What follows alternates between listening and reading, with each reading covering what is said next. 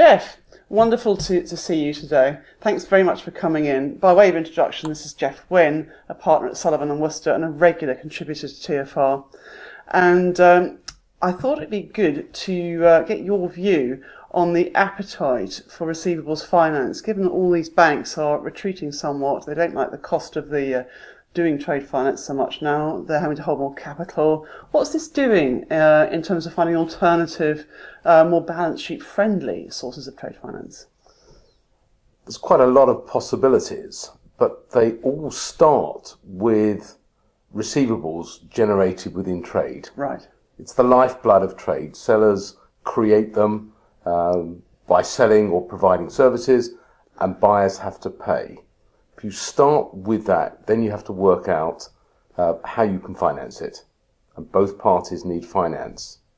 So if you're a small little business, provided that your buyer has got a good credit rating and is well known, the banks are going to like that. So we're financing the supply chain, we're financing the transaction path rather than the actual supplier. Is that where the risk is? Absolutely right. The risk starts off with the seller, because he has to perform whatever he said he would do in order to create the receivable. Okay. Once he's done that, it's the buyer's credit risk that you're dealing with. So is this form of financing growing much more than it was before? It's becoming more well known through conferences, through events, through training courses and things like that. What's your experience of the appetite for all of this and the work that's coming your way out of it?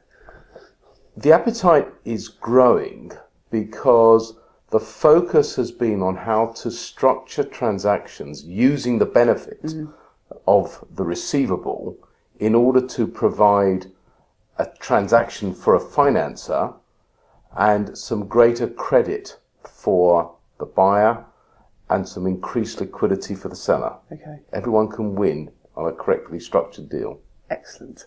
The cost of doing this, is this kept down through standardisation, through good IT platforms, or what? How do banks and indeed procurement departments do this profitably?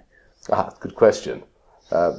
You could start with supply chain and electronic platforms if that's the way you want to do it. Yeah. Equally, you can create some standard form ways of dealing with financing.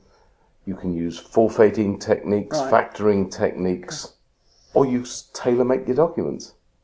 But if you tailor-make your documents, that costs more, doesn't it?